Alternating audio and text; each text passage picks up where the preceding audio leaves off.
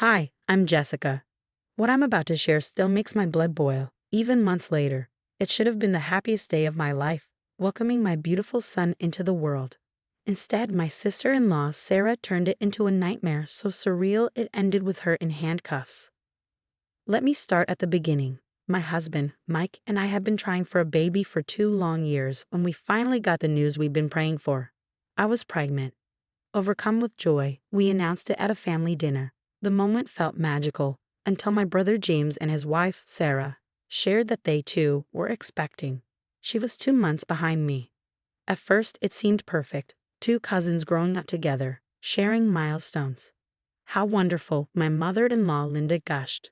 Both my babies having babies. She cried happy tears, embracing us and dreaming up joint baby showers and matching nurseries. But the harmony didn't last. It started with small, cutting comments during the prenatal yoga classes Sarah and I attended together. "I just know I'm having a boy," she'd say. "The family needs a male here. Or, it's probably best if you have a girl first, Jessica." To take the pressure off. When my 20-week scan revealed we were having a boy, Sarah's mask slipped. She stopped attending yoga, blocked me on social media, and whispered to family members that I was rubbing my pregnancy in her face. "Just ignore her," Mike said, massaging my shoulders. "She's probably just hormonal." James tried to smooth things over. "Sarah's nervous about her scan next week. You know how she gets when she's stressed." But her behavior only escalated. At my baby shower, she hijacked the moment by dramatically announcing her pregnancy was high risk, it wasn't, and dissolving into tears. Everyone rushed to comfort her. Later, she tried convincing Linda to return the gifts she'd bought for my son, arguing, "We should wait to see what I'm having first." The breaking point came on the day I went into labor. Mike and I had just checked into the maternity ward when Sarah showed up, claiming she was there for a routine checkup. Before we could question her, she followed us into the labor room as I changed into a gown. Her voice was cold, venomous. "You don't deserve this," she hissed. "You got pregnant first just to steal my moment, and with a boy, no less." Before Mike could react, Sarah shoved me hard. I stumbled backward, crashing into a full-length mirror. The glass shattered, shards raining down as a sharp pain seared through my back. The last thing I saw before the nurses rushed in was Sarah's face, not regretful, but smug, satisfied. That shove didn't just break a mirror, it shattered any chance of us ever being family again. But Sarah was about to learn that karma hits back harder than any shove she could deliver. The next few hours were chaos. Glass fragments had cut into my back and arms. But the real danger was to my baby. The doctors were on high alert, monitoring for signs of placental abruption. Their tense faces hovered over me as they checked the fetal heartbeat monitor again and again. She just tripped. Sarah's voice screeched from the hallway where security was restraining her. I tried to catch her. "Jessica's always been clumsy. Tell them, James." Mike's voice thundered over hers. "There are witnesses. The whole thing is on camera. You could have killed our son." The maternity ward was a whirlwind of activity. Nurses rushing between rooms, security guards stationed at my door, Linda's anguished cries echoing down the hall. "How could you, Sarah? How could you?"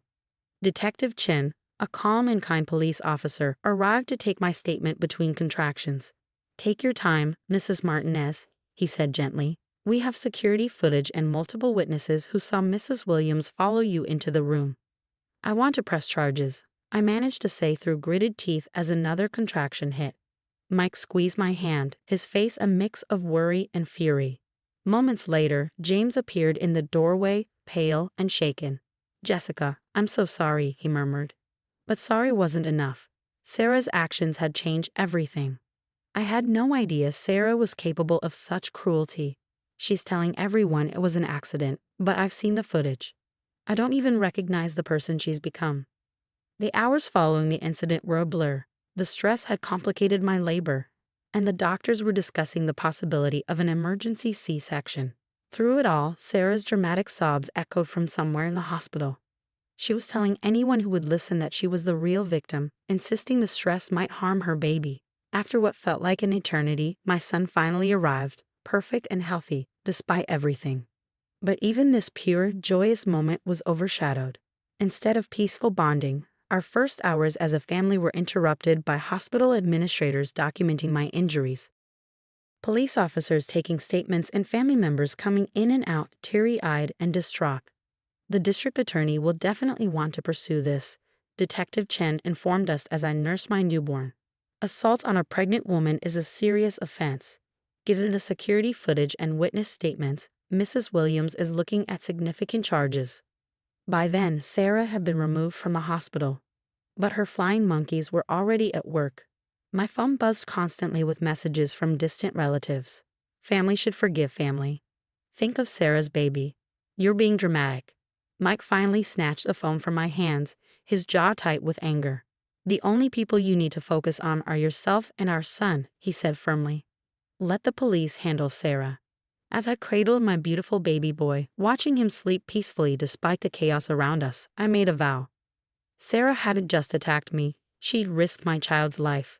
No amount of family pressure or crocodile tears would make me back down. She was about to learn that some bridges, once burned, light the way to justice. A week after bringing our son home, Mike and I sat in the hospital administrator's office, watching the security footage. The video left no room for Sarah's claims of an accident. Multiple camera angles showed her following us, pacing outside our room, and then deliberately shoving me into the mirror. When nurses rushed in, she even tried to block the door. The hospital is filing separate charges, the administrator informed us. This kind of violence in our maternity ward is unacceptable. We've also had 3 nurses come forward about Mrs. Williams' aggressive behavior during her prenatal visits. As the truth unraveled, more stories emerged. Cousin Linda revealed that Sarah had destroyed her wedding dress years ago after discovering they'd chosen the same designer. Mike's sister, Emma, admitted Sarah had once pushed her at a family pool party, claiming Emma had slipped. Even Linda, my mother-in-law, finally confessed to witnessing Sarah deliberately trip a coworker at last year's Christmas party out of jealousy. We all kept quiet to keep the peace. Linda sobbed, guilt-stricken. I enabled her by staying silent. I'm so sorry, Jessica. The pressure to drop charges was relentless. Daily calls from family members urged us to forgive. Think of the baby shower we planned, they said. James is heartbroken. She's pregnant. You can't send her to jail. Then came the so-called family dinner, organized by Linda to heal. The tension was palpable, with everyone walking on eggshells, until Sarah arrived, her tone dripping with venom. I've apologized, she sneered. Jessica's just jealous because my baby shower will be bigger. She's using this accident to turn everyone against me, and now my baby might have complications from all this stress. The room fell silent. Finally, James spoke. Sarah, stop. His voice was low but steady. I've seen the footage. You followed her. You pushed her. You smiled about it.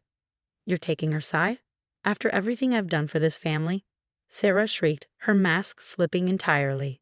In a sudden fit of rage, she grabbed Linda's prized crystal vase, a cherished family heirloom, and hurled it at the wall near my head.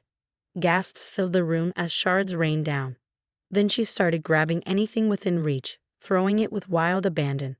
I deserve that baby boy, she screamed. She stole everything. My moment, my son, my family. James intercepted her just as she reached for a heavy photo frame, grabbing her wrist. His expression was a mix of heartbreak and clarity. Security cameras don't lie, Sarah, he said quietly. Neither does this meltdown. I want a divorce. Sarah's scream echoed through the house as family members led her away, her protests and sobs fading into the distance. James stayed behind, his shoulders slumped in defeat. I should have seen it sooner, Jessica, he said, his voice heavy with regret. The signs were all there. I just didn't want to believe the person I married could be so cruel. The aftermath was devastating. Broken crystal, shattered photos, fractured relationships. It was a mess, both literally and figuratively.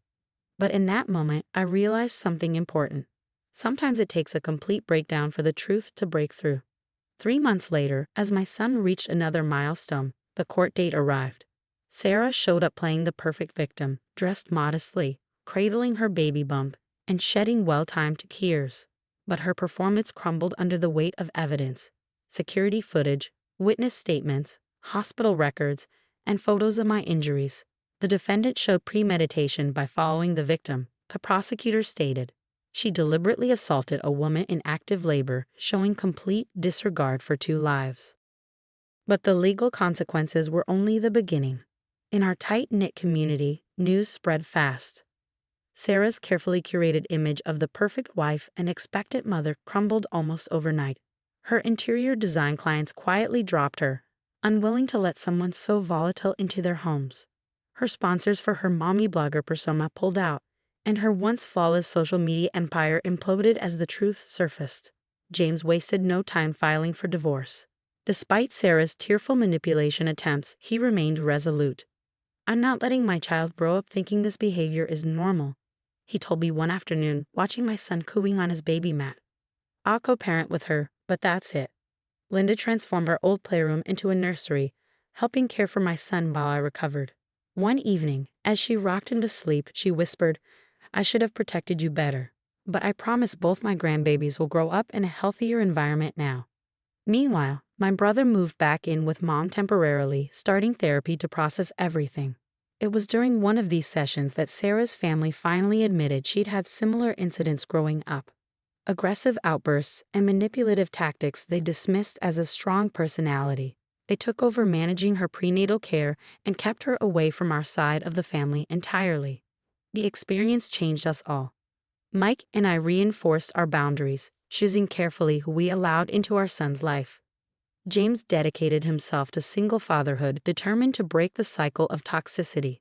Linda, once the family peacemaker, found her voice and stopped tolerating bad behavior in the name of harmony. 6 months after the incident, we celebrated my son's first Christmas. Our family circle was smaller now, but it felt stronger than ever. As I looked around the room, I felt a deep sense of peace. My baby boy was thriving, surrounded by people who genuinely loved him. James was healing, preparing to co-parent with clear boundaries. Even Linda seemed lighter, no longer walking on eggshells to maintain false peace. Sarah's actions, intended to shatter us, had instead revealed the cracks that needed mending.